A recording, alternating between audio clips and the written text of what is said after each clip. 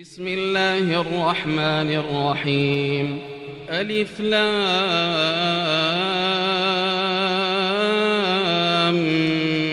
ميم. ذلك الكتاب لا ريب فيه هدى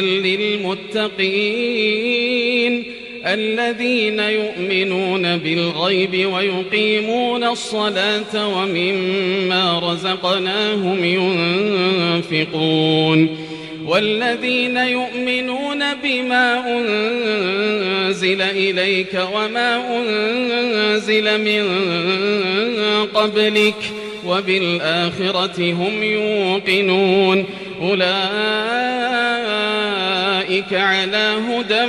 من ربهم وأولئك هم المفلحون. إن الذين كفروا سواء عليهم أأنذرتهم أم لم تنذرهم لا يؤمنون. ختم الله على قلوبهم وعلى سمعهم وعلى أبصارهم غشاوة ولهم عذاب عظيم. ومن الناس من يقول آمنا بالله وباليوم الآخر وما هم بمؤمنين يخادعون الله والذين آمنوا وما يخدعون إلا أنفسهم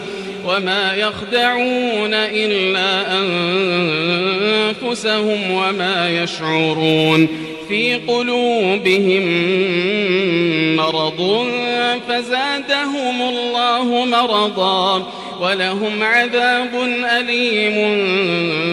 بما كانوا يكذبون. وإذا قيل لهم لا تفسدوا في الأرض قالوا إنما نحن مصلحون ألا إنهم هم المفسدون ولكن لا يشعرون. وإذا قيل لهم آمنوا كما آمن الناس قالوا أنؤمن كما آمن السفهاء ألا إنهم هم السفهاء ولكن لا يعلمون. وإذا لقوا الذين آمنوا قالوا آمنا وإذا خلوا إلى شياطينهم قالوا إنا معكم إنما نحن مستهزئون. الله يستهزئ بهم ويمدهم في طغيانهم يعمهون. أولئك الذين اشتروا الضلالة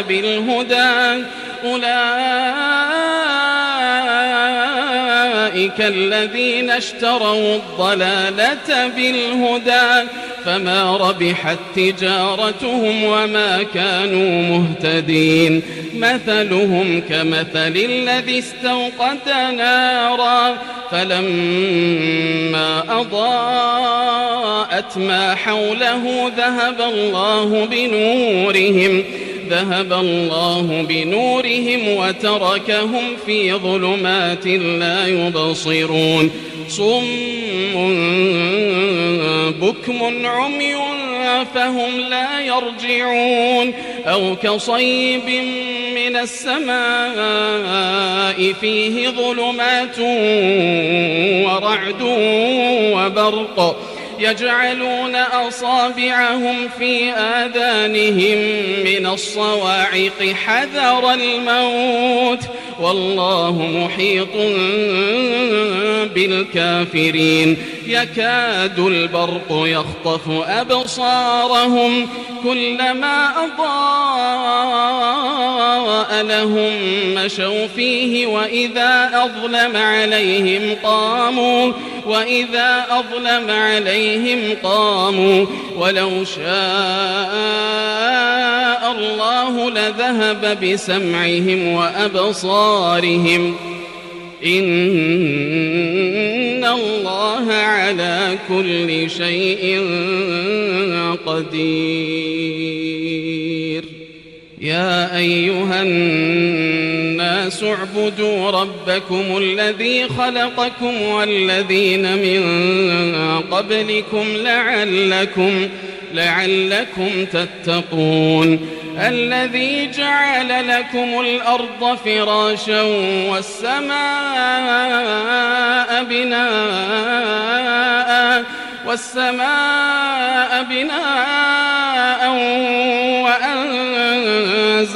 وأنزل من السماء ماء فأخرج به من الثمرات رزقا لكم فلا تجعلوا لله أندادا وأنتم تعلمون. وإن كنتم في ريب مما نزلنا على عبدنا فأتوا بسورة من مثله وادعوا شهداءكم من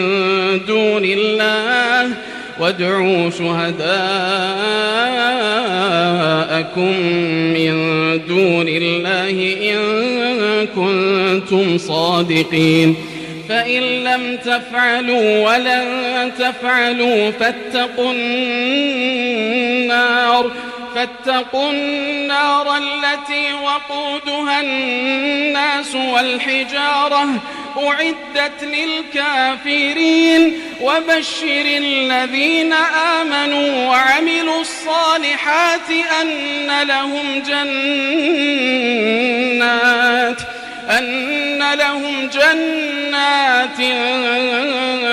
تجري من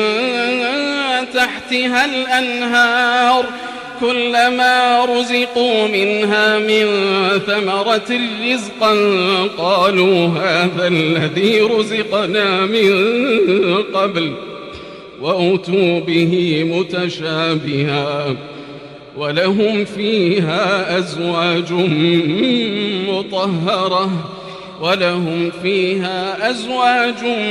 مطهرة وهم فيها خالدون. إن الله لا يستحيي أن يضرب مثلا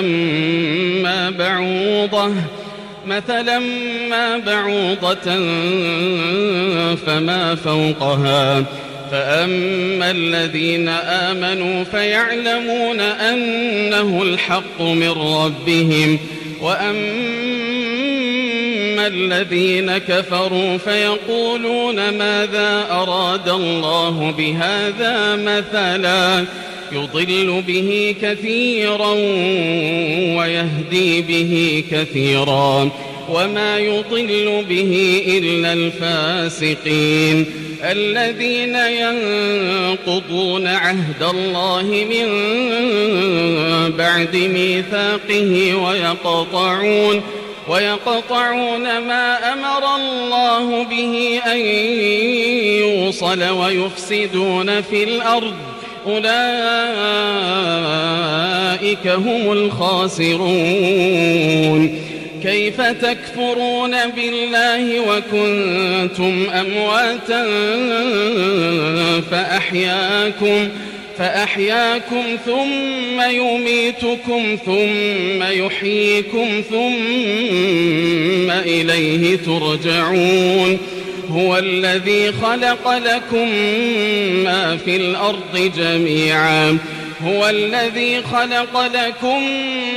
الأرض جميعا ثم استوى إلى السماء فسواهن 7 سماوات وهو بكل شيء عليم. وإذ قال ربك للملائكة إني جاعل في الأرض خليفة قالوا أتجعل فيها من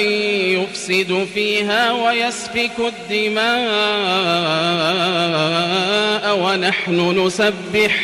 ونحن نسبح بحمدك ونقدس لك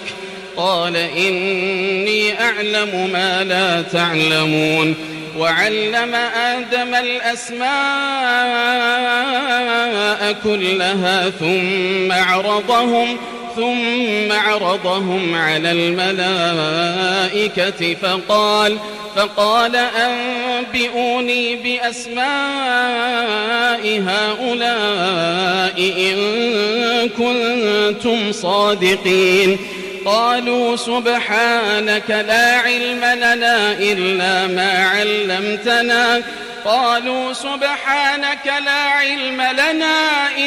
ما علمتنا إنك أنت العليم الحكيم قال يا آدم أنبئهم بأسمائهم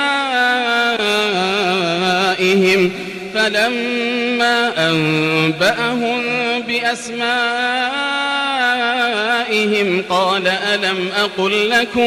قال ألم أقل لكم إني أعلم غيب السماوات والأرض وأعلم ما تبدون وما كنتم تكتمون وإذ قلنا للملائكة اسجدوا لآدم فسجدوا إلا إبليس أبى واستكبر وكان من الكافرين وقلنا يا آدم اسكن أنت وزوجك الجنة وكلا منها رغدا حيث شئتما ولا تقربا هذه الشجرة فتكونا من الظالمين فأزلهما الشيطان عنها فأخرجهما مما كانا فيه وقلنا اهبطوا بعضكم لبعض عدو ولكم في الأرض مستقر ومتاع إلى حين فتلقى آدم من ربه كلمات فتاب عليه إنه هو التواب الرحيم قلنا اهبطوا منها جميعا فإما يأتينكم مني هدى فمن تبع هداي فلا خوف عليهم ولا هم يحزنون والذين كفروا وكذبوا بآياتنا أولئك أصحاب النار هم فيها خالدون يا بني إسرائيل اذكروا نعمتي التي أنعمت عليكم وأوفوا بعهدي أوف بعهدكم وإياي فارهبون وآمنوا بما أنزلت مصدقا لما معكم ولا تكونوا أول كافر به ولا تشتروا بآياتي ثمنا قليلا وإياي فاتقون ولا تلبسوا الحق بالباطل وتكتموا الحق وأنتم تعلمون وأقيموا الصلاة وآتوا الزكاة واركعوا مع الراكعين أتأمرون الناس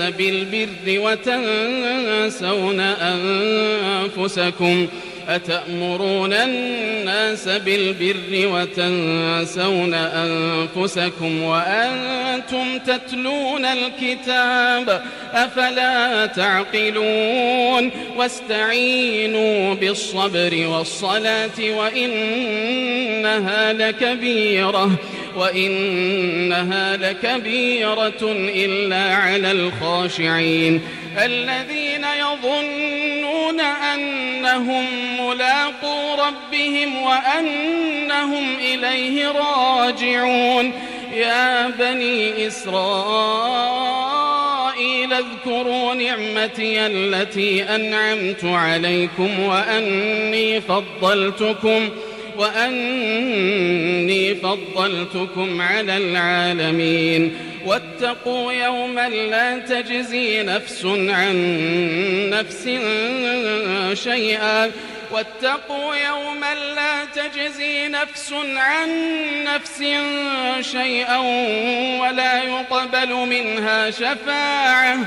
ولا يقبل منها شفاعة ولا يؤخذ منها عدل ولا هم ينصرون وإذ نجيناكم من آل فرعون يسومونكم سوء العذاب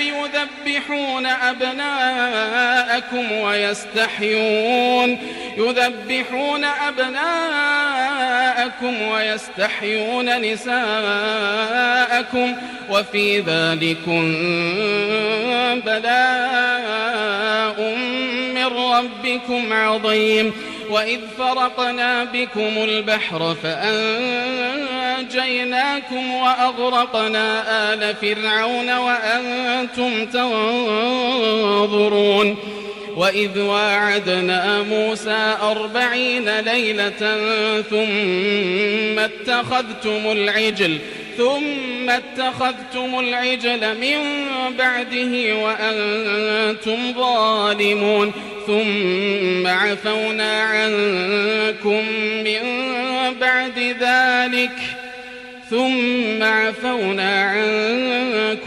من بعد ذلك لعلكم تشكرون وإذ آتينا موسى الكتاب والفرقان لعلكم تهتدون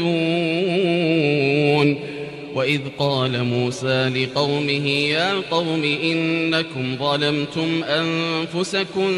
باتخاذكم العجل فتوبوا إلى بارئكم فاقتلوا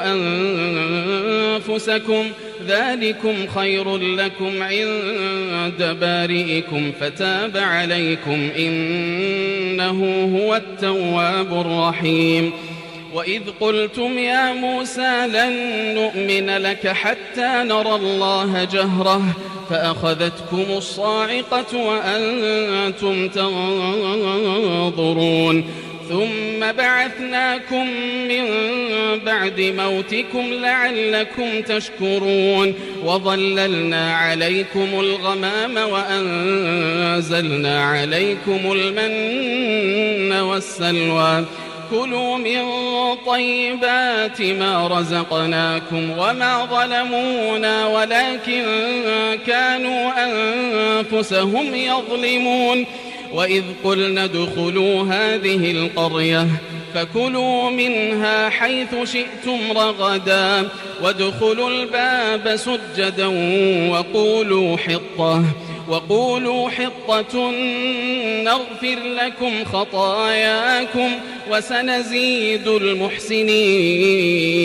فبدل الذين ظلموا قولا غير الذي قيل لهم فأنزلنا على الذين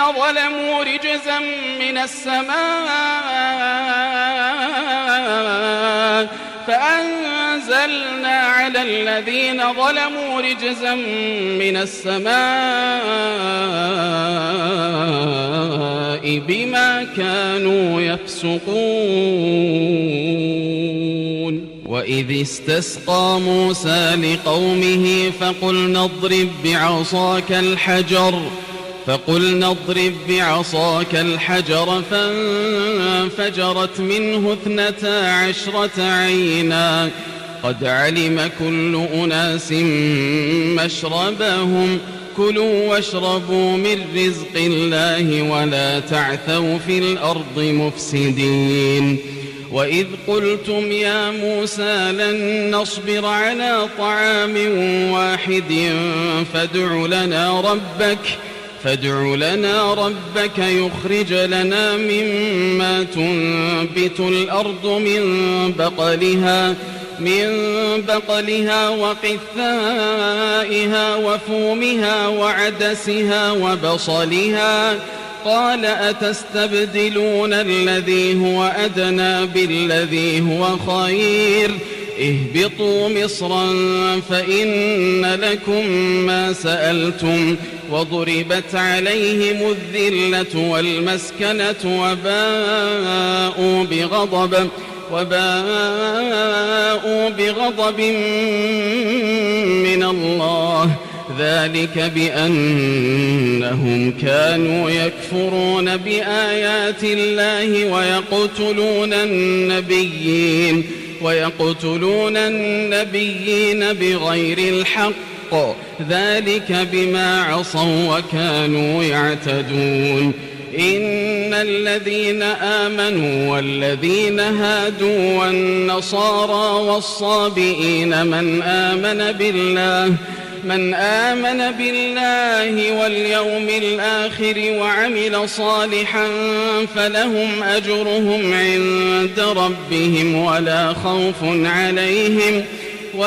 خوف عليهم ولا هم يحزنون. وإذ أخذنا ميثاقكم ورفعنا فوقكم الطور خذوا ما آتيناكم بقوة واذكروا ما فيه لعلكم تتقون. ثم توليتم من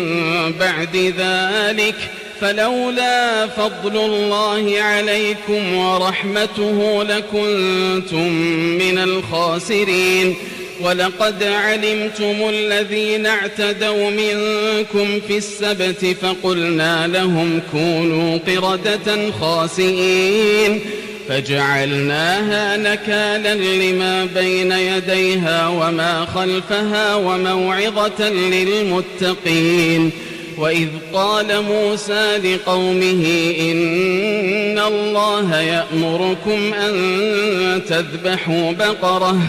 قالوا أتتخذنا هزوا قال أعوذ بالله أن أكون من الجاهلين. قالوا ادع لنا ربك يبين لنا ما هي قال إنه يقول إنها بقرة لا فارض ولا بكر عوان بين ذلك فافعلوا ما تؤمرون. قالوا ادع لنا ربك يبين لنا ما لونها قال إنه يقول إنها بقرة صفراء فاقع لونها تسر الناظرين. قالوا ادع لنا ربك يبين لنا ما هي إن البقرة شابه علينا وإنا إن شاء الله لمهتدون. قال إنه يقول إنها بقرة لا ذلول تثير الأرض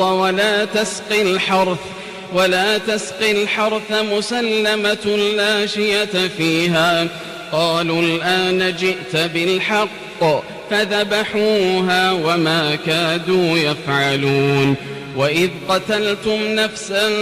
فادارأتم فيها والله مخرج ما كنتم تكتمون. فقلنا اضربوه ببعضها كذلك يحيي الله الموتى ويريكم آياته لعلكم تعقلون. ثم قست قلوبكم من بعد ذلك فهي كالحجارة أو أشد قسوة. وإن من الحجارة لما يتفجر منه الأنهار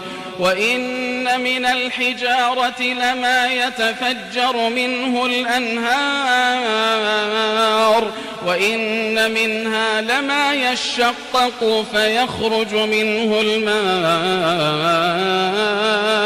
وإن منها لما يهبط من خشية الله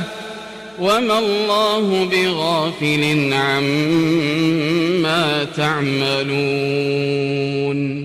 أفتطمعون أن يؤمنوا لكم وقد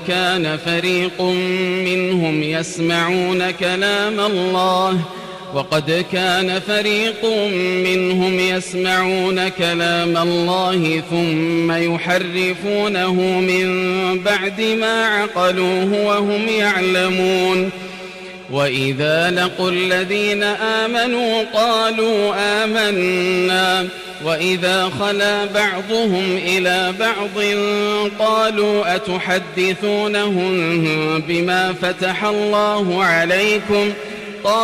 أتحدثونهم بما فتح الله عليكم ليحاجوكم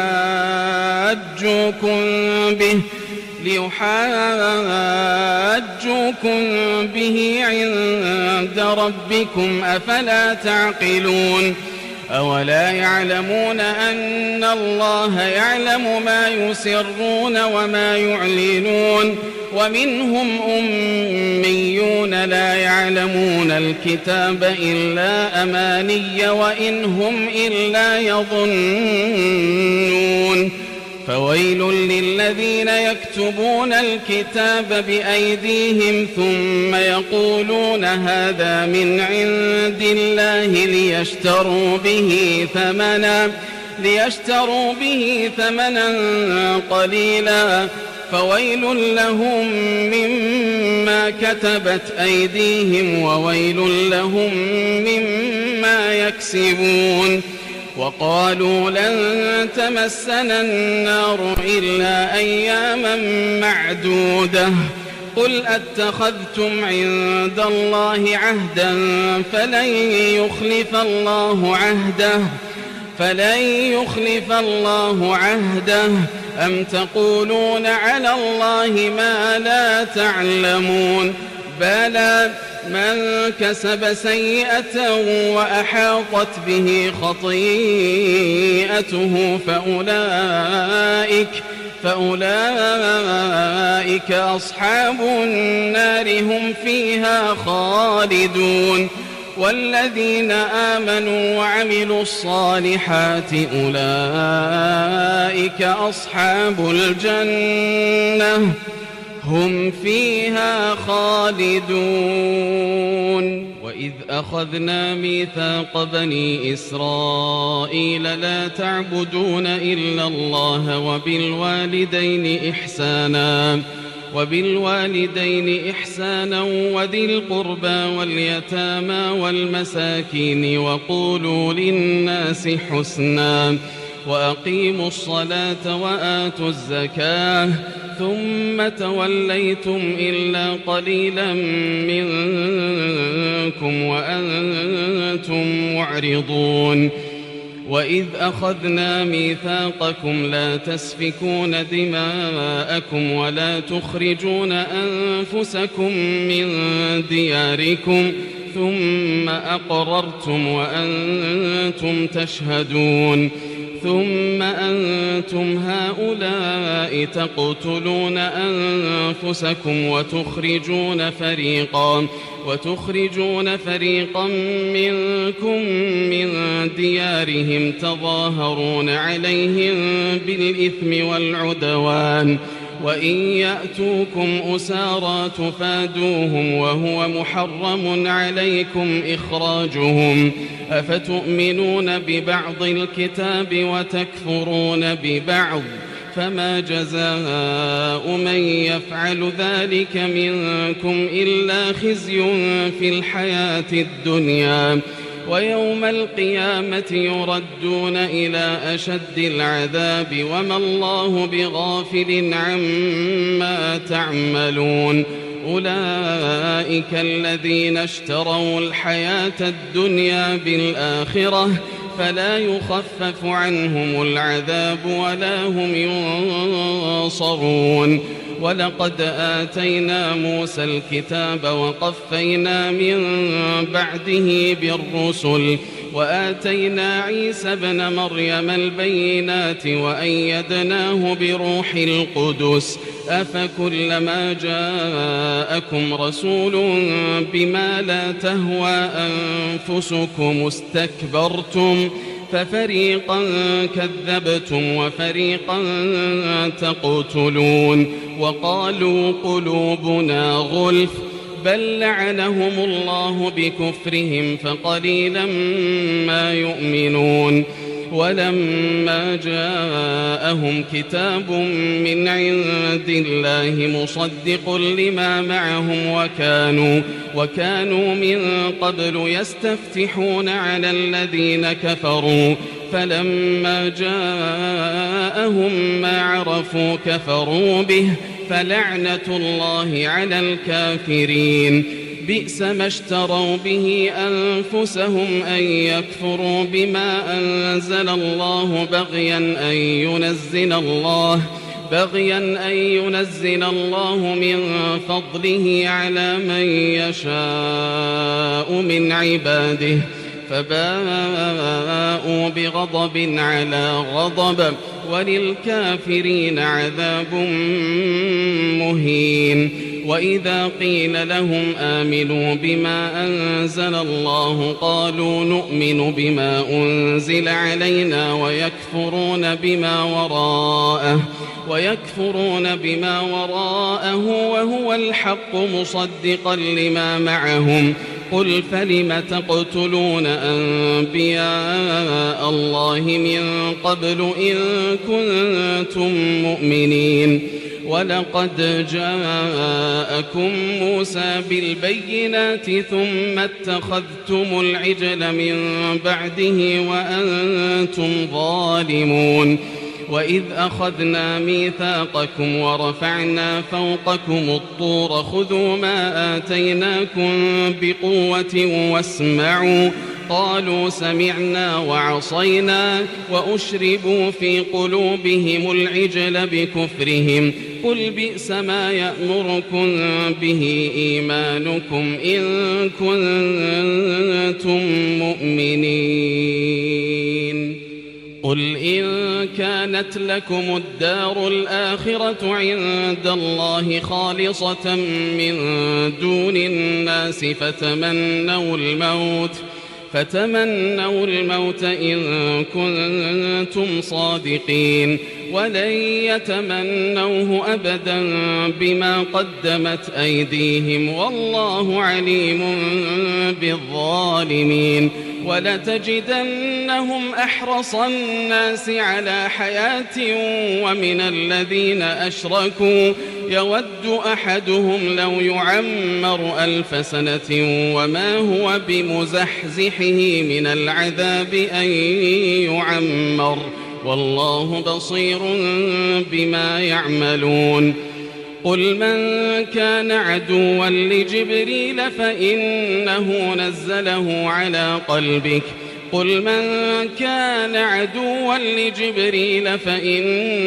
نزله على قلبك بإذن الله مصدقا لما بين يديه وهدى وبشرى للمؤمنين من كان عدوا لله وملائكته ورسله وجبريل وميكال فإن الله عدو للكافرين ولقد أنزلنا إليك آيات بينات وما يكفر بها إلا الفاسقون أوكلما عاهدوا عهدا نبذه فريق منهم بل أكثرهم لا يؤمنون ولما جاءهم رسول من عند الله مصدق لما معهم نبذ فريق من الذين أوتوا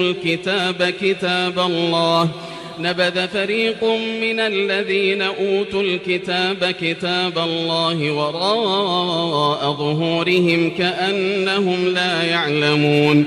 واتبعوا ما تتلو الشياطين على ملك سليمان وما كفر سليمان ولكن الشياطين كفروا يعلمون الناس الناس السحر وما أنزل على الملكين ببابل هاروت وماروت وما يعلمان من أحد حتى يقولا إنما نحن فتنة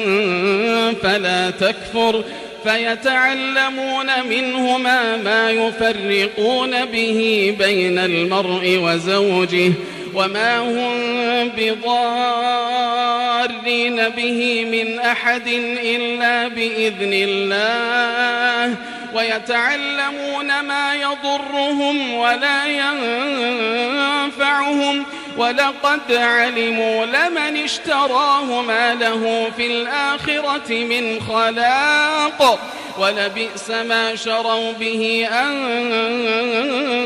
أنفسهم لو كانوا يعلمون ولو أنهم آمنوا واتقوا لمثوبة من عند الله خير لو كانوا يعلمون يا أيها الذين آمنوا لا تقولوا راعنا وقولوا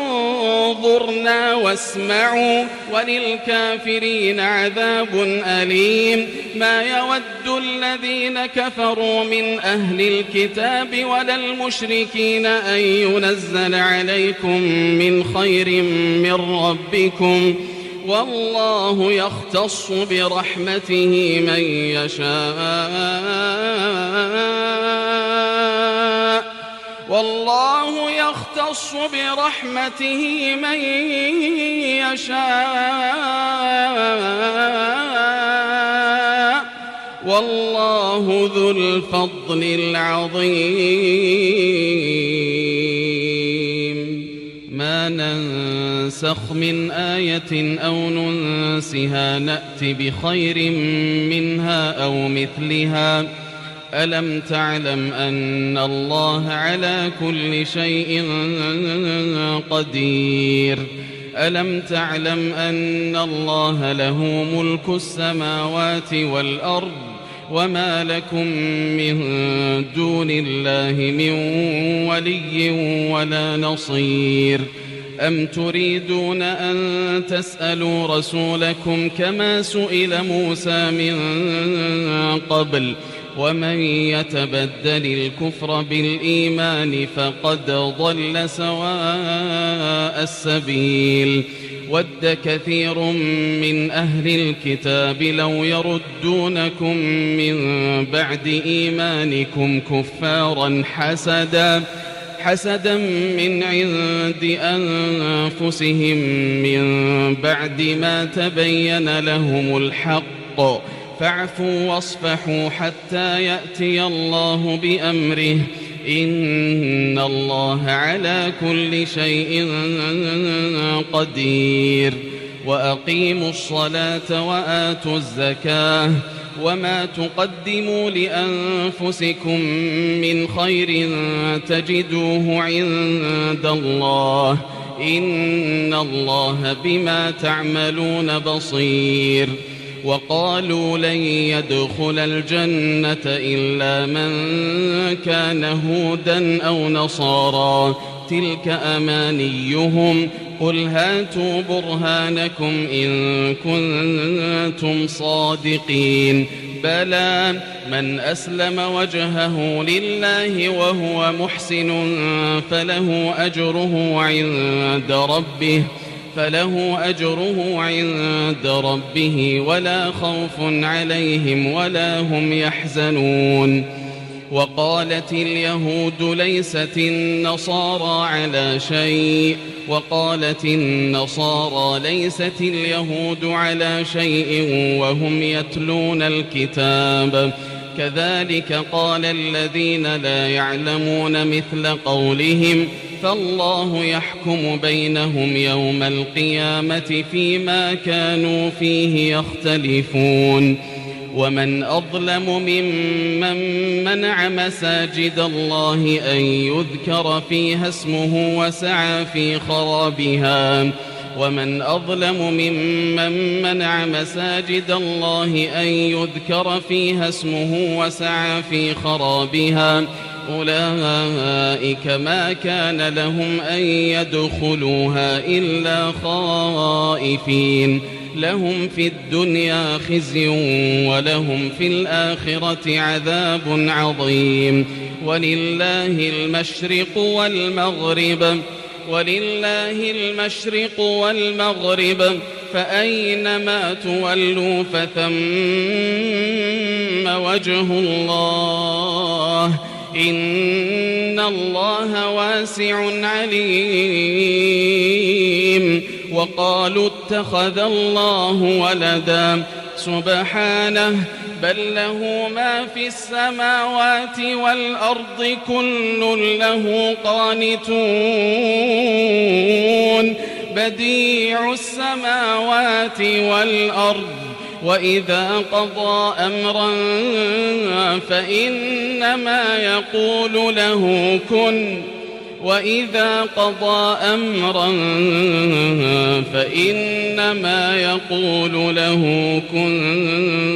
فيكون وقال الذين لا يعلمون لولا يكلمنا الله أو تأتينا آية كذلك قال الذين من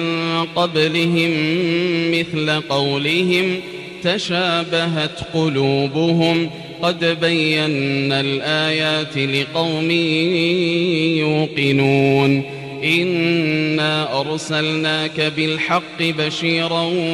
ونذيرا ولا تسأل عن أصحاب الجحيم ولن ترضى عنك اليهود ولا النصارى حتى تتبع ملتهم قل إن هدى الله هو الهدى ولئن اتبعت أهواءهم بعد الذي جاءك من العلم ما لك من الله من ولي ولا نصير الذين آتيناهم الكتاب يتلونه حق تلاوته أولئك يؤمنون به ومن يكفر به فأولئك هم الخاسرون يا بني إسرائيل اذكروا نعمتي التي أنعمت عليكم وأني فضلتكم على العالمين واتقوا يوما لا تجزي نفس عن نفس شيئا ولا يقبل منها عدل ولا تنفعها شفاعة ولا هم ينصرون وإذ ابتلى إبراهيم ربه بكلمات فأتمهن قال إني جاعلك للناس إماما قال ومن ذريتي قال لا ينال عهد الظالمين وإذ جعلنا البيت مثابة للناس وأمنا واتخذوا من مقام إبراهيم مصلى وعهدنا إلى إبراهيم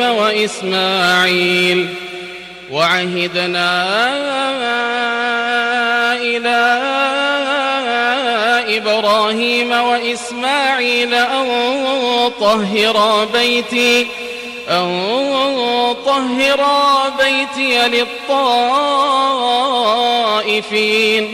للطائفين والعاكفين والركع السجود وإذ قال إبراهيم رب اجعل هذا بلدا آمنا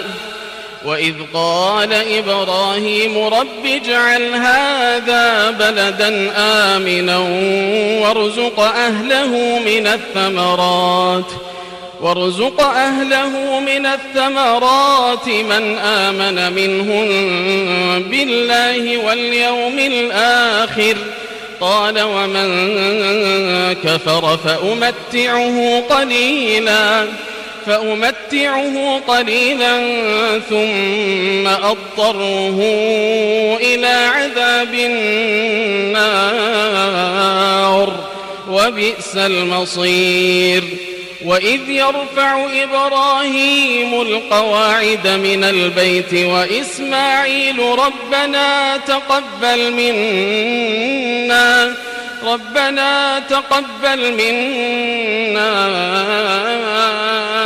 إنك أنت السميع العليم. ربنا واجعلنا مسلمين لك ومن ذريتنا أمة مسلمة لك وأرنا مناسكنا وتب علينا إنك أنت التواب الرحيم. ربنا وابعث فيهم رسولا منهم يتلو عليهم آياتك ويعلمهم الكتاب والحكمة ويزكيهم إنك أنت العزيز الحكيم. ومن يرغب عن ملة إبراهيم إلا من سفه نفسه ولقد اصطفيناه في الدنيا وإنه في الآخرة لمن الصالحين. إذ قال له ربه أسلم قال أسلمت لرب العالمين. ووصى بها إبراهيم بنيه ويعقوب يا بني إن الله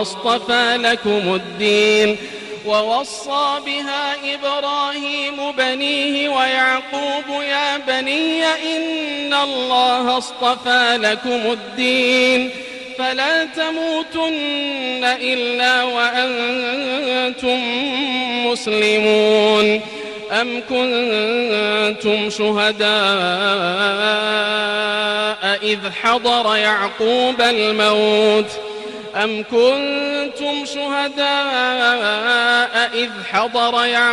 الموت إذ قال لبنيه ما تعبدون من بعدي قالوا نعبد إلهك وإله آبائك إبراهيم وإسماعيل وإسحاق إلها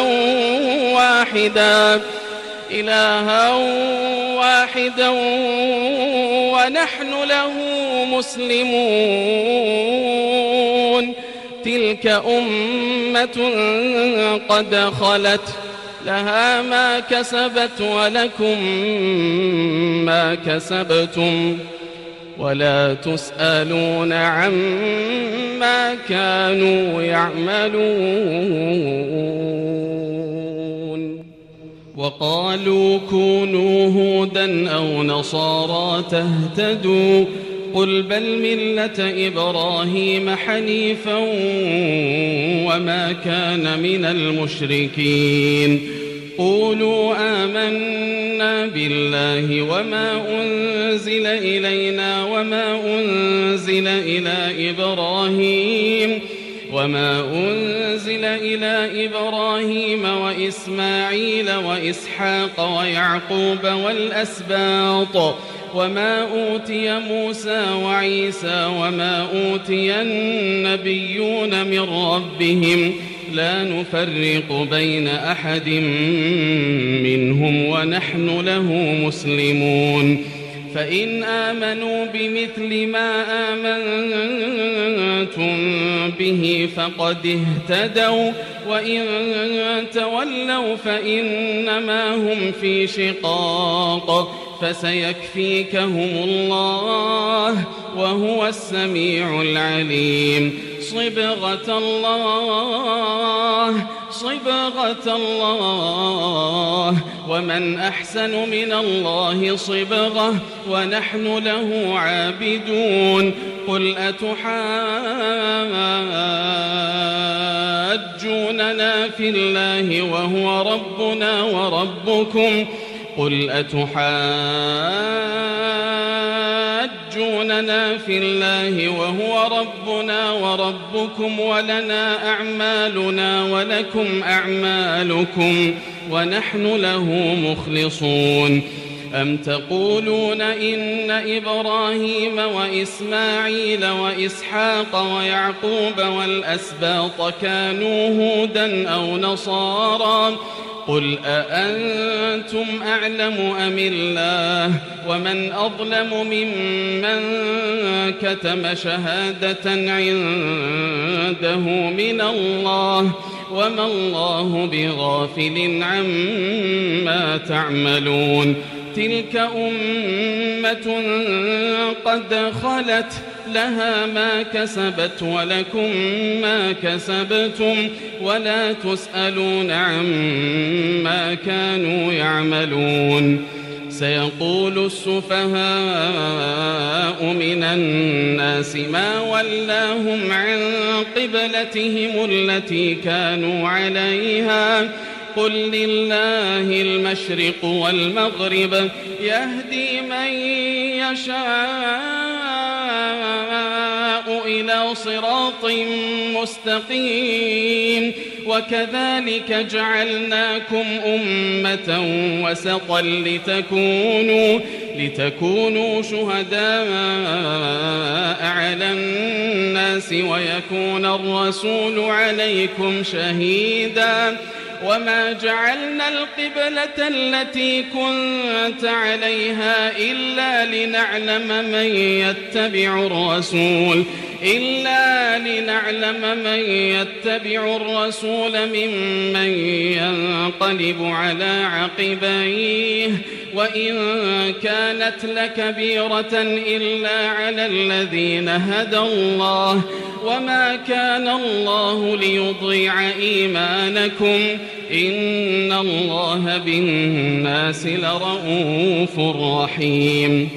قد نرى تقلب وجهك في السماء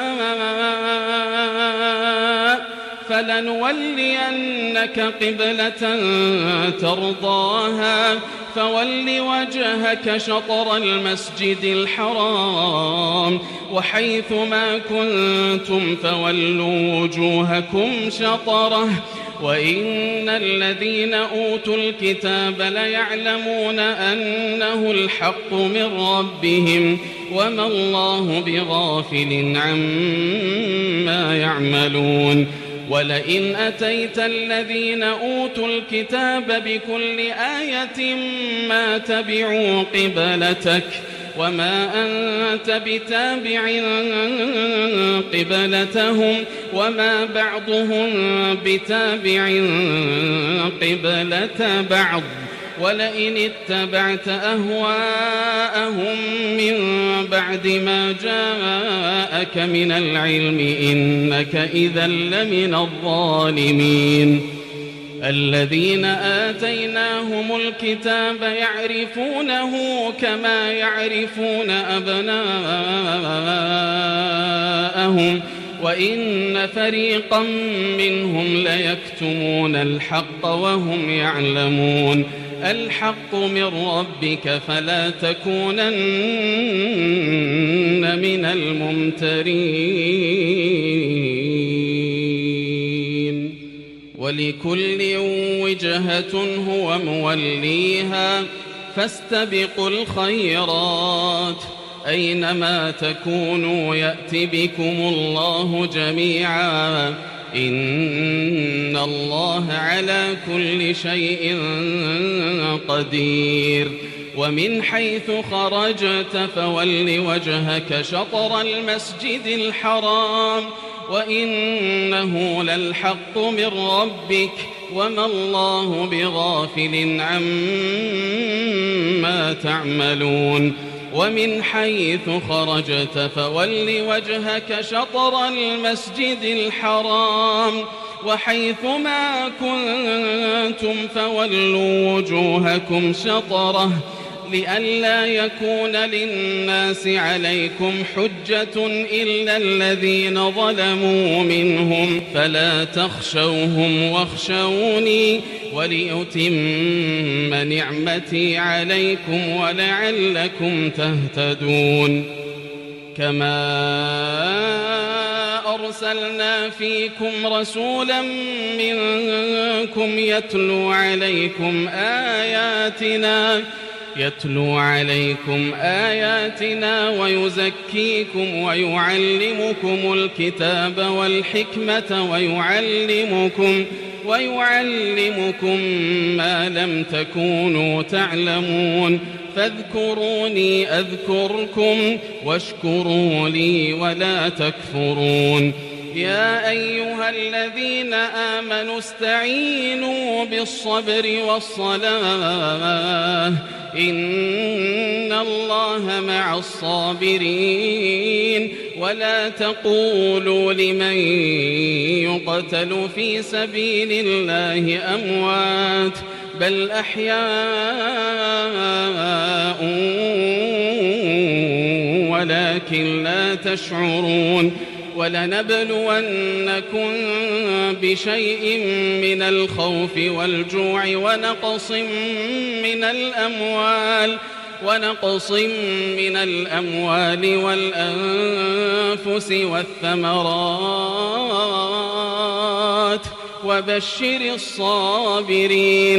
وبشر الصابرين الذين إذا أصابتهم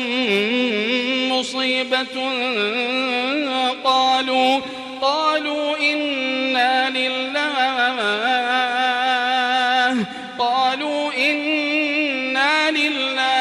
وإنا إليه راجعون أولئك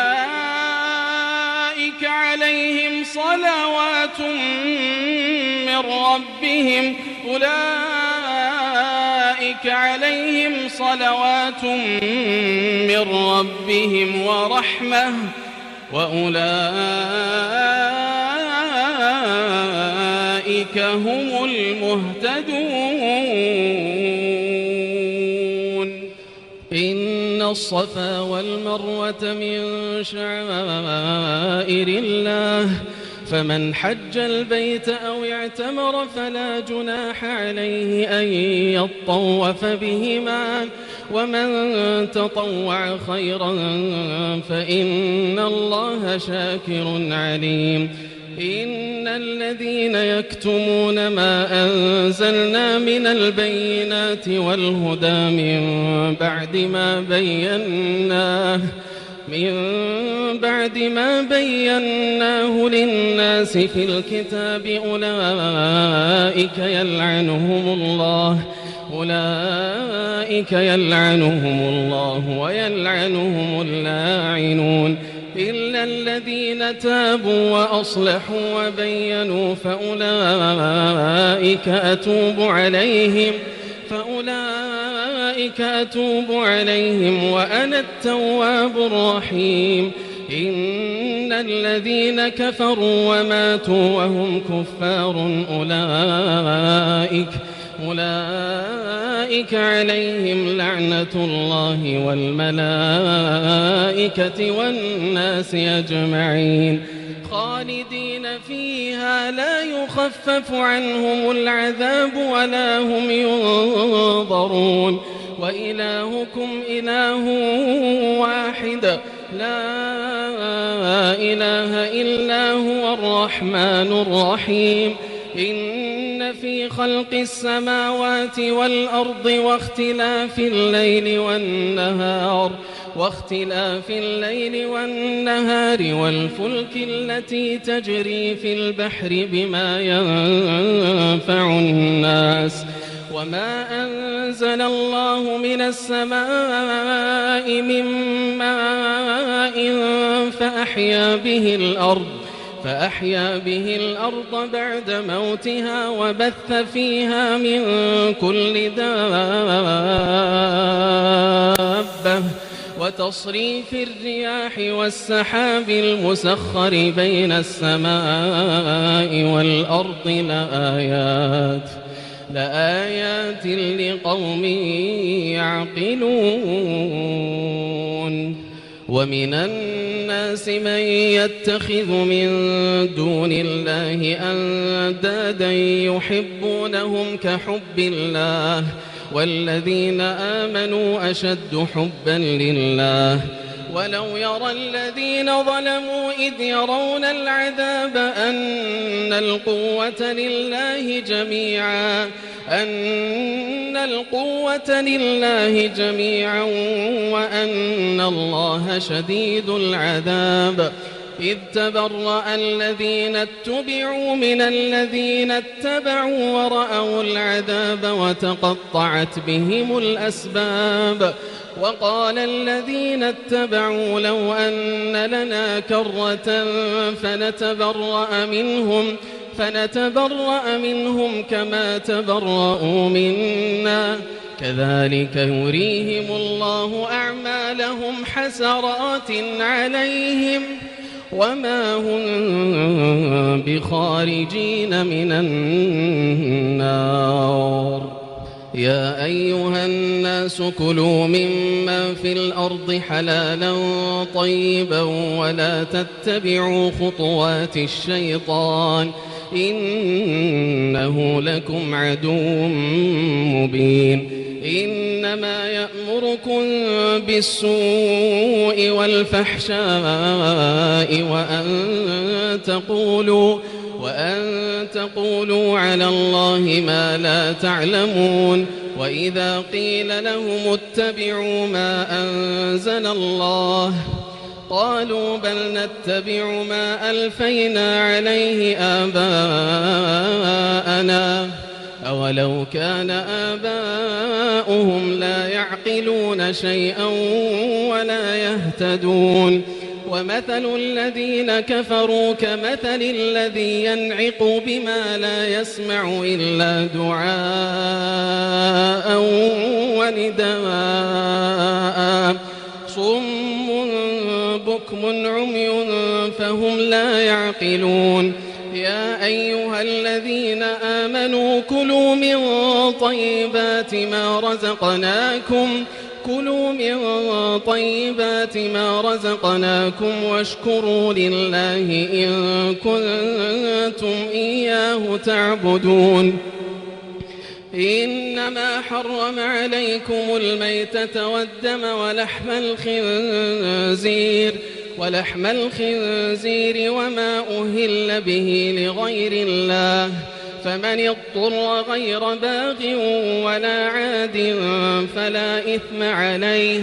إن الله غفور رحيم. إن الذين يكتمون ما أنزل الله من الكتاب ويشترون به ثمنا قليلا أولئك ما يأكلون في بطونهم إلا النار ولا يكلمهم الله يوم القيامة ولا يزكيهم ولهم عذاب أليم. أولئك الذين اشتروا الضلالة بالهدى والعذاب بالمغفرة فما أصبرهم على النار ذلك بأن الله نزل الكتاب بالحق وإن الذين اختلفوا في الكتاب لفي شقاق بعيد. ليس البر أن تولوا وجوهكم قبل المشرق والمغرب ولكن البر من آمن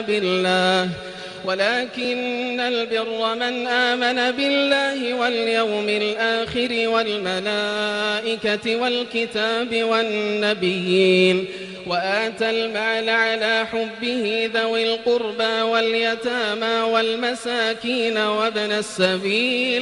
وابن السبيل والسائلين وفي الرقاب وأقام الصلاة وآتى الزكاة والموفون بعهدهم إذا عاهدوا والصابرين في البأساء والضراء وحين البأس أولئك الذين صدقوا وأولئك هم المتقون. يا أيها الذين آمنوا كتب عليكم القصاص في القتلى الحر بالحر والعبد بالعبد والأنثى بالأنثى فمن عفي له من أخيه شيء فاتباع بالمعروف وأداء إليه بإحسان ذلك تخفيف من ربكم ورحمة فمن اعتدى بعد ذلك فله عذاب أليم. ولكم في القصاص حياة يا أولي الألباب لعلكم تتقون. كتب عليكم إذا حضر أحدكم الموت إن ترك خيرا الوصية للوالدين والأقربين بالمعروف حقا على المتقين فمن بدله بعدما سمعه فإنما إثمه على الذين يبدلونه إن الله سميع عليم. فمن خاف من موص جنفا أو إثما فأصلح بينهم فلا إثم عليه إن الله غفور رحيم. يا أيها الذين آمنوا كتب عليكم الصيام كما كتب على الذين من قبلكم لعلكم تتقون أياما معدودات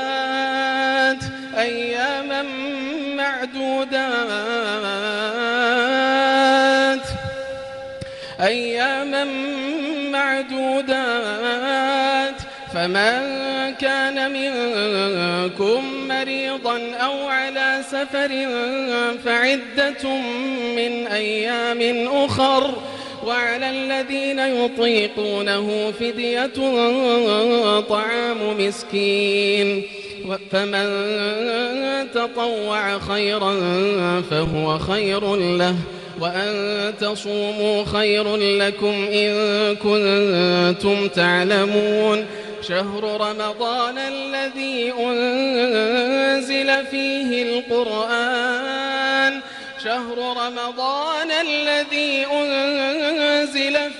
القرآن هدى للناس وبينات من الهدى والفرقان فمن شهد منكم الشهر فليصمه ومن كان مريضا أو على سفر فعدة من أيام أخر يريد الله بكم اليسر ولا يريد بكم العسر ولتكملوا العدة ولتكبروا الله على ما هداكم ولعلكم تشكرون. وإذا سألك عبادي عني فإني قريب أجيب دعوة الداع إذا دعان فليستجيبوا لي وليؤمنوا بي لعلهم يرشدون. أحل لكم ليلة الصيام الرفث إلى نسائكم هن لباس لكم وأنتم لباس لهن علم الله أنكم كنتم تختانون أنفسكم فتاب عليكم وعفى عنكم فالآن باشروهن وابتغوا ما كتب الله لكم وكلوا واشربوا حتى يتبين لكم الخيط الأبيض من الخيط الأسود من الفجر ثم أتموا الصيام إلى الليل ولا تباشروهن وأنتم عاكفون في المساجد تلك حدود الله فلا تقربوها كذلك يبين الله آياته للناس لعلهم يتقون ولا تأكلوا أموالكم بينكم بالباطل وتدلوا بها إلى الحكام لتأكلوا فريقا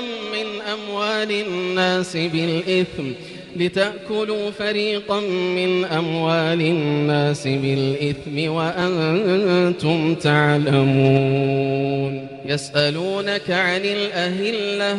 قل هي مواقيت للناس والحج وليس البر بأن تأتوا البيوت من ظهورها ولكن البر من اتقى وأتوا البيوت من أبوابها واتقوا الله لعلكم تفلحون. وقاتلوا في سبيل الله الذين يقاتلونكم ولا تعتدوا إن الله لا يحب المعتدين. واقتلوهم حيث ثقفتموهم وأخرجوهم من حيث أخرجوكم والفتنة أشد من القتل ولا تقاتلوهم عند المسجد الحرام حتى يقاتلوكم فيه فإن قاتلوكم فاقتلوهم كذلك جزاء الكافرين فإن انتهوا فإن الله غفور رحيم. وقاتلوهم حتى لا تكون فتنة ويكون الدين لله فإن انتهوا فلا عدوان إلا على الظالمين. الشهر الحرام بالشهر الحرام والحرمات قصاص فمن اعتدى عليكم فاعتدوا عليه بمثل ما اعتدى عليكم واتقوا الله واعلموا أن الله مع المتقين. وأنفقوا في سبيل الله ولا تلقوا بأيديكم إلى التهلكة وأحسنوا إن الله يحب المحسنين. وأتموا الحج والعمرة لله فإن أحصرتم فما استيسر من الهدي ولا تحلقوا رؤوسكم حتى يبلغ الهدي محله فمن كان منكم مريضا أو به أذى من رأسه ففدية من صيام أو صدقة أو نسك فإذا أمنتم فمن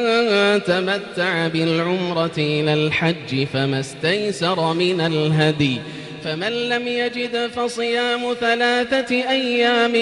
في الحج و7 إذا رجعتم تلك 10 كاملة ذلك لمن لم يكن أهله حاضر المسجد الحرام واتقوا الله واعلموا أن الله شديد العقاب. الحج أشهر معلومات فمن فرض فيهن الحج فلا رفث ولا فسوق ولا جدال في الحج وما تفعلوا من خير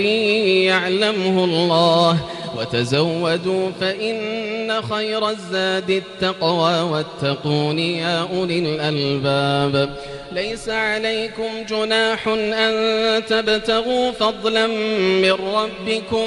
فإذا أفضتم من عرفات فاذكروا الله عند المشعر الحرام واذكروه كما هداكم وإن كنتم من قبله لمن الضالين. ثم أفيضوا من حيث أفاض الناس واستغفروا الله إن الله غفور رحيم. فإذا قضيتم مناسككم فاذكروا الله كذكركم آباءكم أو أشد ذكرا فمن الناس من يقول ربنا آتنا في الدنيا وما له في الآخرة من خلاق ومنهم من يقول ربنا آتنا في الدنيا حسنة ومنهم من يقول ربنا آتنا في الدنيا حسنة وفي الآخرة حسنة وقنا عذاب النار أولئك لهم نصيب مما كسبوا والله سريع الحساب واذكروا الله في أيام معدودات فمن تعجل في يومين فلا إثم عليه ومن تأخر فلا إثم عليه لمن اتقى واتقوا الله واعلموا أنكم إليه تحشرون ومن الناس من يعجبك قوله في الحياة الدنيا ويشهد الله على ما في قلبه وهو ألد الخصام وإذا تولى سعى في الأرض ليفسد فيها ويهلك الحرث والنسل والله لا يحب الفساد وإذا قيل له اتق الله أخذته العزة بالإثم فحسبه جهنم ولبئس المهاد ومن الناس من يشري نفسه ابتغاء مرضات الله والله رؤوف بالعباد يا أيها الذين آمنوا ادخلوا في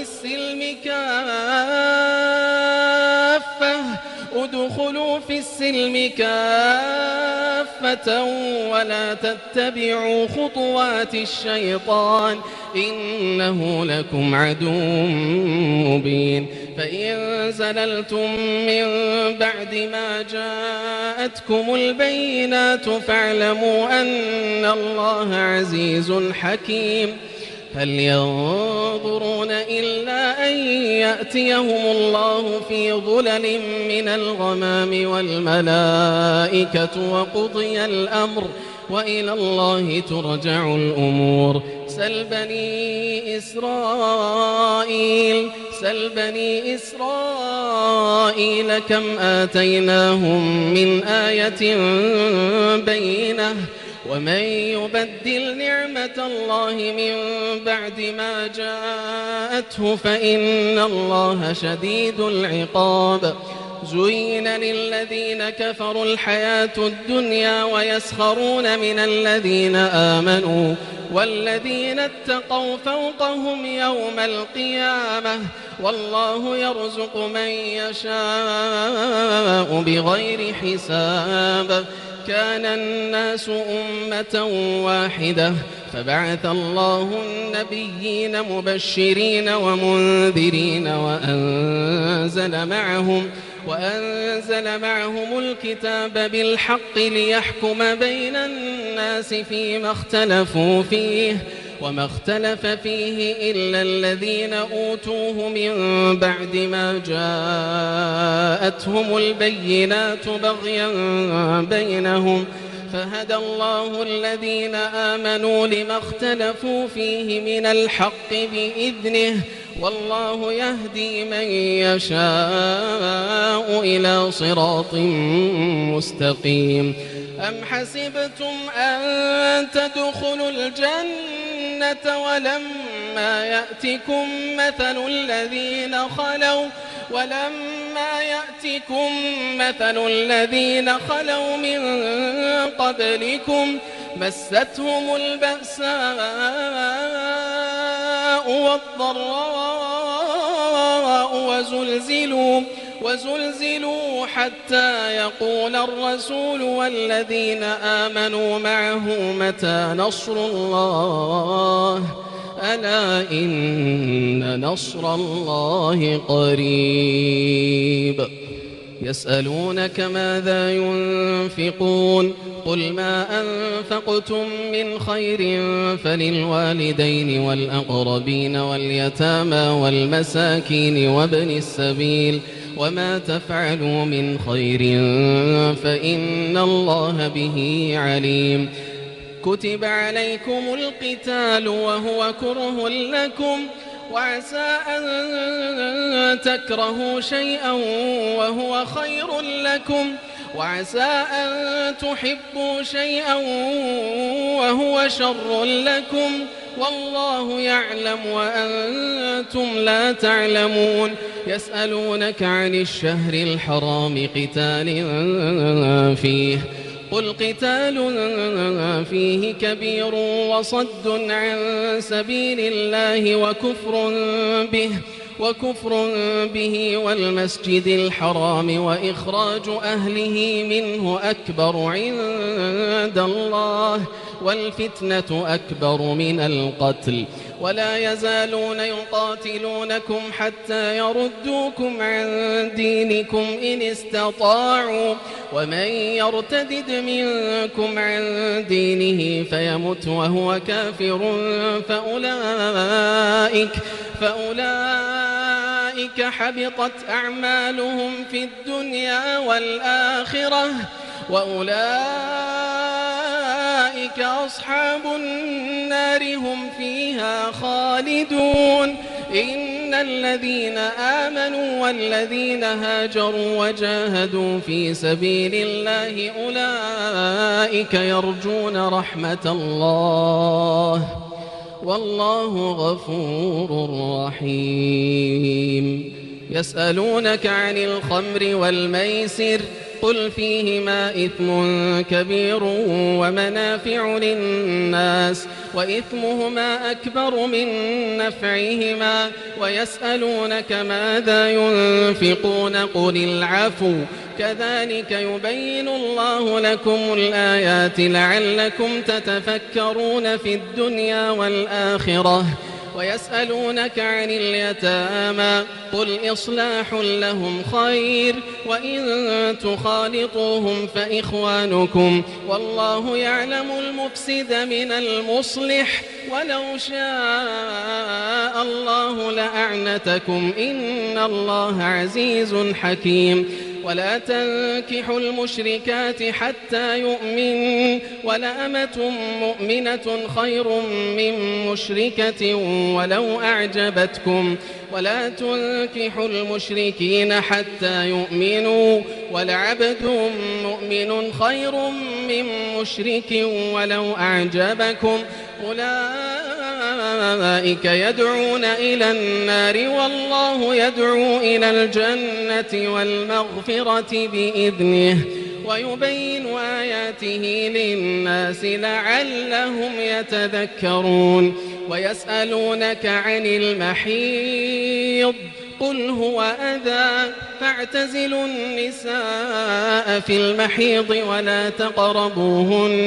ولا تقربوهن حتى يطهرن، فإذا تطهرن فأتوهن من حيث أمركم الله، إن الله يحب التوابين ويحب المتطهرين. نساؤكم حرث لكم فأتوا حرثكم أنى شئتم، وقدموا لأنفسكم واتقوا الله واعلموا أنكم ملاقوه، وبشر المؤمنين. ولا تجعلوا الله عرضة لأيمانكم أن تبروا وتتقوا وتصلحوا بين الناس، والله سميع عليم. لا يؤاخذكم الله باللغو في أيمانكم ولكن يؤاخذكم بما كسبت قلوبكم، والله غفور حليم. للذين يؤلون من نسائهم تربص 4 أشهر، فإن فاءوا فإن الله غفور رحيم. وإن عزموا الطلاق فإن الله سميع عليم. والمطلقات يتربصن بأنفسهن 3 قروء ولا يحل لهن أن يكتمن ما خلق الله في أرحامهن إن كن يؤمن بالله واليوم الآخر وبعولتهن أحق بردهن في ذلك إن أرادوا إصلاحا ولهن مثل الذي عليهن بالمعروف وللرجال عليهن درجة والله عزيز حكيم. الطلاق مرتان فإمساك بمعروف أو تسريح بإحسان ولا يحل لكم أن تأخذوا مما آتيتموهن شيئا إلا أن يخافا ألا يقيما حدود الله فإن خفتم ألا يقيما حدود الله فلا جناح عليهما فيما افتدت به تلك حدود الله فلا تعتدوها ومن يتعد حدود الله فأولئك هم الظالمون. فإن طلقها فلا تحل له من بعد حتى تنكح زوجا غيره فإن طلقها فلا جناح عليهما أن يتراجعا إن ظنا أن يقيما حدود الله وتلك حدود الله يبينها لقوم يعلمون. وإذا طلقتم النساء فبلغن أجلهن فأمسكوهن بمعروف أو سرحوهن بمعروف ولا تمسكوهن ضرارا لتعتدوا ومن يفعل ذلك فقد ظلم نفسه. ولا تتخذوا آيات الله هزوا واذكروا نعمة الله عليكم وما أنزل عليكم من الكتاب والحكمة يعظكم به واتقوا الله واعلموا أن الله بكل شيء عليم. وإذا طلقتم النساء فبلغن أجلهن فلا تعضلوهن أن ينكحن أزواجهن إذا تراضوا بينهم بالمعروف ذلك يوعظ به من كان منكم يؤمن بالله واليوم الآخر ذلكم أزكى لكم وأطهر والله يعلم وأنتم لا تعلمون. والوالدات يرضعن أولادهن حولين كاملين لمن أراد أن يتم الرضاعة وعلى المولود له رزقهن وكسوتهن بالمعروف لا تكلف نفس إلا وسعها لا تضار والدة بولدها ولا مولود له بولده وعلى الوارث مثل ذلك فإن أرادا فصالا عن تراض منهما وتشاور فلا جناح عليهما. وإن أردتم أن تسترضعوا أولادكم فلا جناح عليكم إذا سلمتم ما آتيتم بالمعروف واتقوا الله واعلموا أن الله بما تعملون بصير. والذين يتوفون منكم ويذرون أزواجا يتربصن بأنفسهن 4 أشهر وعشرا فإذا بلغن أجلهن فلا جناح عليكم فيما فعلن في أنفسهن بالمعروف والله بما تعملون خبير. ولا جناح عليكم فيما عرضتم به من خطبة النساء أو أكننتم في أنفسكم علم الله أنكم ستذكرونهن ولكن لا تواعدوهن سرا إلا أن تقولوا قولا معروفا ولا تعزموا عقدة النكاح حتى يبلغ الكتاب أجله واعلموا أن الله يعلم ما في أنفسكم فاحذروه واعلموا أن الله غفور حليم لا جناح عليكم إن طلقتم النساء ما لم تمسوهن أو تفرضوا لهن فريضة ومتعوهن على الموسع قدره وعلى المقتر قدره متاعا بالمعروف حقا على المحسنين وإن طلقتموهن من قبل أن تمسوهن وقد فرضتم لهن فريضة فنصف ما فرضتم إلا أن يعفون أو يعفو الذي بيده عقدة النكاح وأن تعفوا أقرب للتقوى ولا تنسوا الفضل بينكم إن الله بما تعملون بصير حافظوا على الصلوات والصلاة الوسطى وقوموا لله قانتين فإن خفتم فرجالا أو ركبانا فإذا أمنتم فاذكروا الله كما علمكم ما لم تكونوا تعلمون والذين يتوفون منكم ويذرون أزواجا وصية لأزواجهم متاعا إلى الحول غير إخراج فإن خرجن فلا جناح عليكم فيما فعلن في أنفسهن من معروف والله عزيز حكيم وللمطلقات متاع بالمعروف حقا على المتقين كذلك يبين الله لكم آياته لعلكم تعقلون ألم تر إلى الذين خرجوا من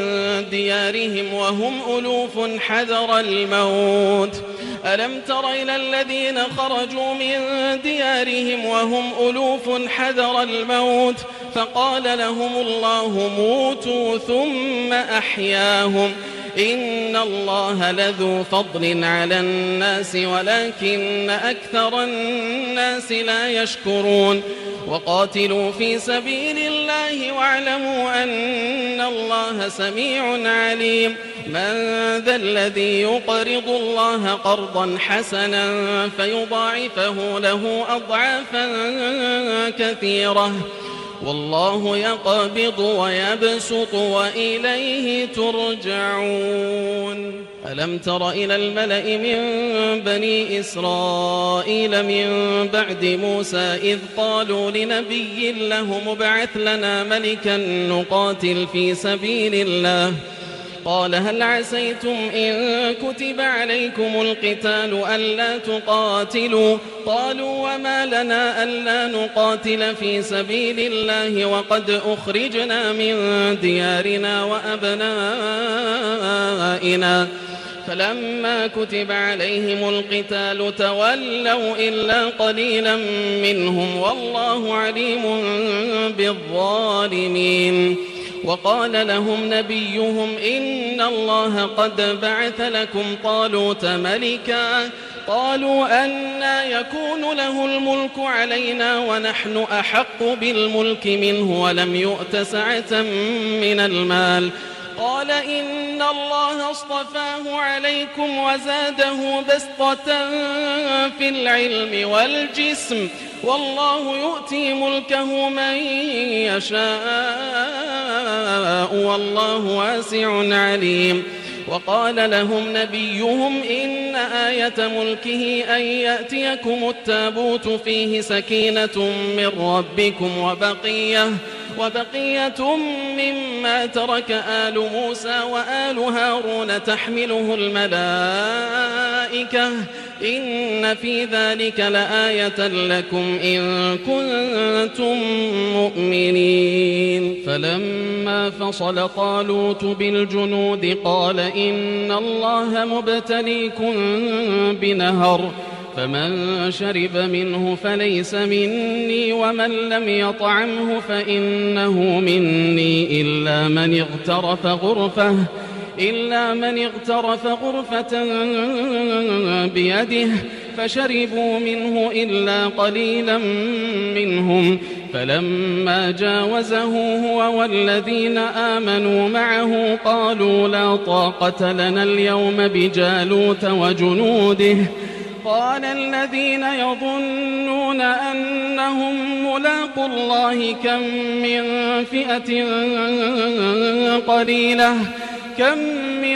فئة قليلة غلبت فئة كثيرة بإذن الله والله مع الصابرين ولما برزوا لجالوت وجنوده قالوا ربنا أفرغ علينا صبرا وثبت أقدامنا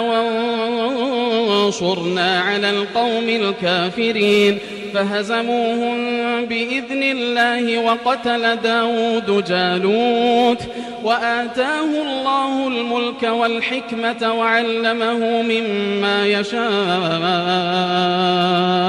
ولولا دفع الله الناس بعضهم ببعض لفسدت الأرض ولكن الله ذو فضل على العالمين تلك آيات الله نتلوها عليك بالحق وإنك لمن المرسلين تلك الرسل فضلنا بعضهم على بعض منهم من كلم الله ورفع بعضهم درجات وآتينا عيسى ابن مريم البينات وأيدناه بروح القدس ولو شاء الله ما اقتتل الذين من بعدهم من بعد ما جاءتهم البينات ولكن اختلفوا فمنهم من آمن ومنهم من كفر ولو شاء الله ما اقتتلوا ولكن الله يفعل ما يريد يا أيها الذين آمنوا أنفقوا مما رزقناكم من قبل أن يأتي يوم لا بيع فيه ولا خلة ولا شفاعة والكافرون هم الظالمون الله لا إله إلا هو الحي القيوم لا تأخذه سنة ولا نوم له ما في السماوات وما في الأرض من ذا الذي يشفع عنده إلا بإذنه يعلم ما بين أيديهم وما خلفهم ولا يحيطون بشيء من علمه إلا بما شاء وسع كرسيه السماوات والأرض ولا يؤوده حفظهما وهو العلي العظيم لا إكراه في الدين قد تبين الرشد من الغي فمن يكفر بالطاغوت ويؤمن بالله فقد استمسك بالعروة الوثقى لا انفصام لها والله سميع عليم الله ولي الذين آمنوا يخرجهم من الظلمات إلى النور والذين كفروا أولياؤهم الطاغوت يخرجونهم من النور إلى الظلمات أولئك أصحاب النار هم فيها خالدون ألم تر إلى الذي حاج إبراهيم في ربه أن آتاه الله الملك إذ قال إبراهيم ربي الذي يحيي ويميت قال أنا أحيي وأميت قال إبراهيم فإن الله يأتي بالشمس من المشرق فأت بها من المغرب فبهت الذي كفر والله لا يهدي القوم الظالمين أو كالذي مر على قرية وهي خاوية على عروشها قال أنى يحيي هذه الله بعد موتها فأماته الله 100 عام ثم بعثه قال كم لبثت قال لبثت يوما أو بعض يوم قال بل لبثت 100 عام فانظر إلى طعامك وشرابك لم يتسنه وانظر إلى حمارك ولنجعلك آية للناس وانظر إلى العظام كيف ننشزها ثم نكسوها لحما فلما تبين له قال أعلم أن الله على كل شيء قدير وإذ قال إبراهيم رب أرني كيف تحيي الموتى قال أولم تؤمن قال بلى ولكن ليطمئن قلبي قال فخذ 4 من الطير فصرهن إليك ثم اجعل على كل جبل منهن جزءا ثم ادعهن يأتينك سعيا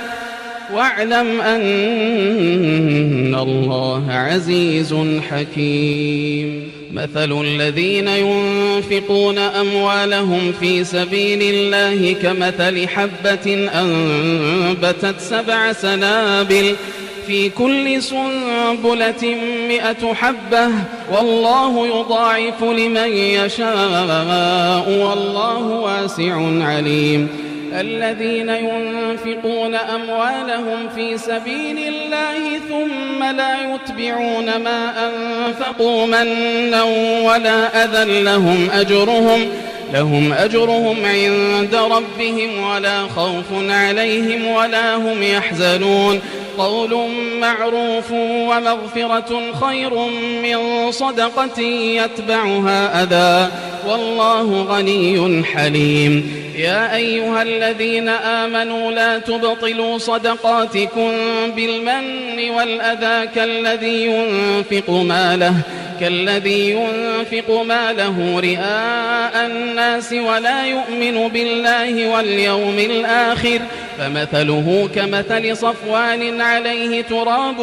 فأصابه وابل فتركه صلدا لا يقدرون على شيء مما كسبوا والله لا يهدي القوم الكافرين ومثل الذين ينفقون أموالهم ابتغاء مرضات الله وتثبيتا من أنفسهم كمثل جنة بربوة أصابها وابل فآتت أكلها ضعفين فإن لم يصبها وابل فطل والله بما تعملون بصير أيود أحدكم أن تكون له جنة من نخيل وأعناب تجري من تحتها الأنهار له فيها من كل الثمرات وأصابه الكبر وله ذرية ضعفاء فأصابها إعصار فيه نار فاحترقت كذلك يبين الله لكم الآيات لعلكم تتفكرون يا أيها الذين آمنوا أنفقوا من طيبات ما كسبتم ومما أخرجنا لكم من الأرض ولا تيمموا الخبيث منه تنفقون ولستم بآخذيه إلا أن تغمضوا فيه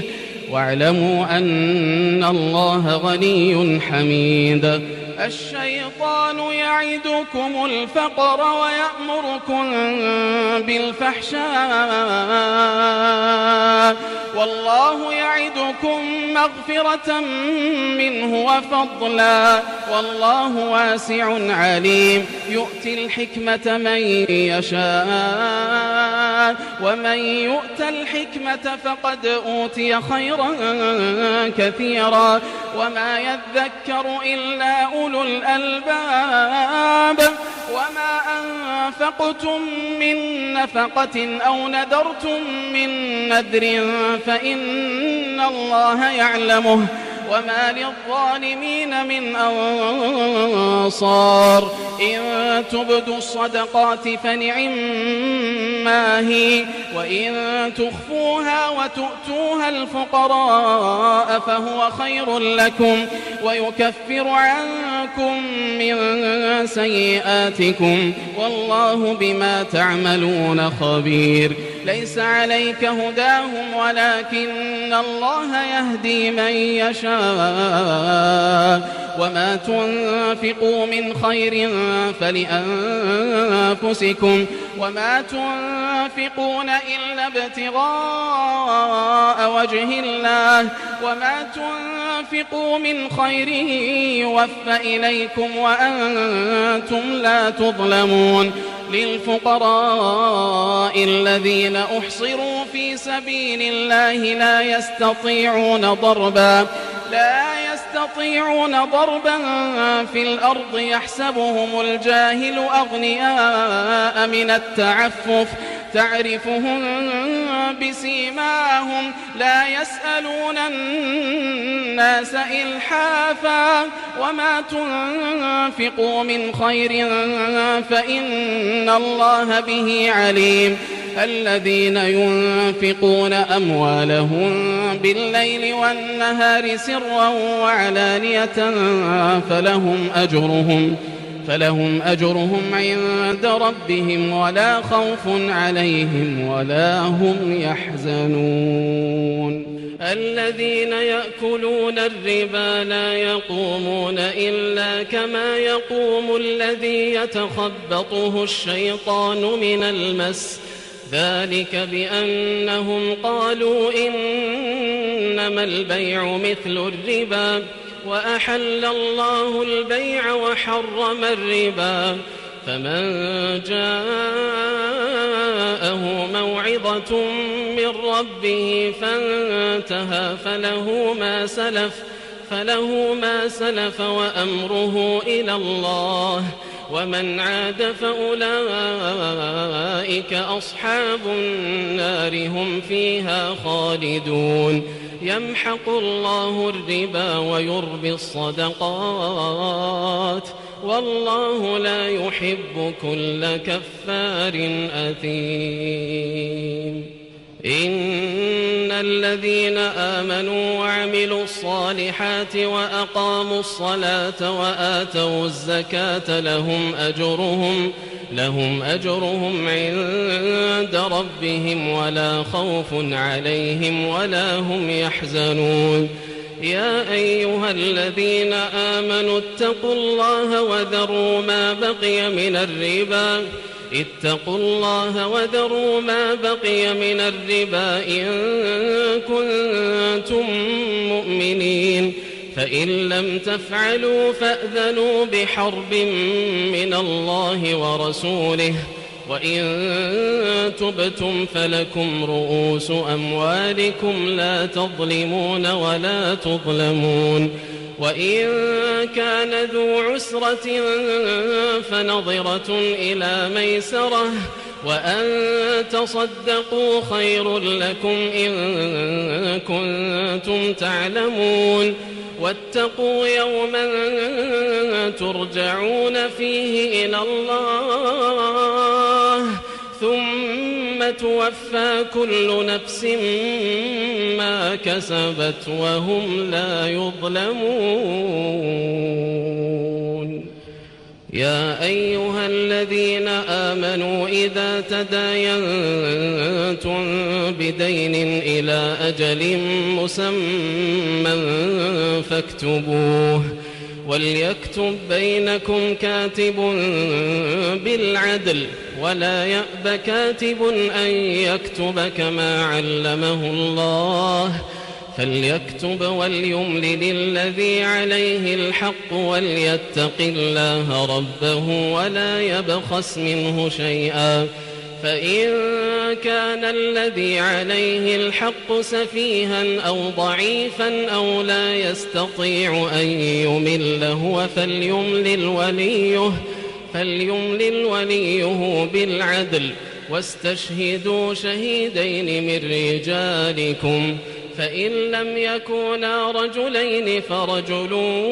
وامرأتان ممن ترضون من الشهداء أن تضل إحداهما فتذكر إحداهما الأخرى ولا يأبى الشهداء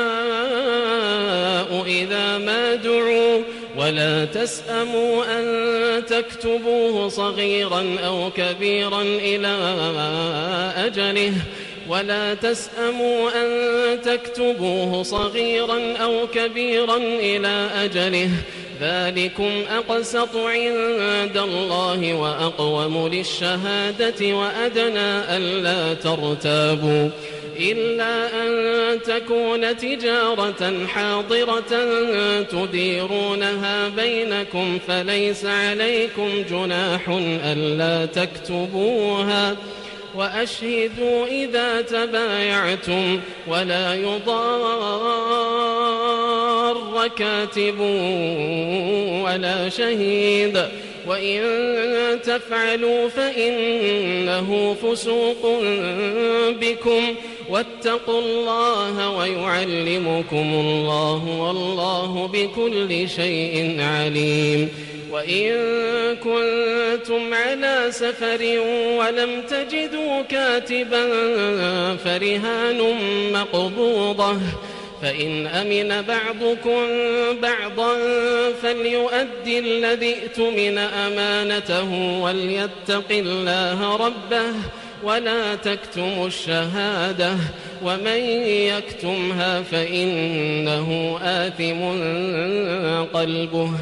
والله بما تعملون عليم لله ما في السماوات وما في الأرض وإن تبدوا ما في أنفسكم أو تخفوه يحاسبكم به الله فيغفر لمن يشاء ويعذب من يشاء والله على كل شيء قدير آمن الرسول بما أنزل إليه من ربه والمؤمنون كل آمن بالله وملائكته وكتبه ورسله لا نفرق بين أحد من رسله وقالوا سمعنا وأطعنا غفرانك ربنا وإليك المصير لا يكلف الله نفسا إلا وسعها لها ما كسبت وعليها ما اكتسبت ربنا لا تؤاخذنا إن نسينا أو أخطأنا ربنا لا تؤاخذنا إن نسينا أو أخطأنا ربنا ولا تحمل علينا إصرا كما حملته على الذين من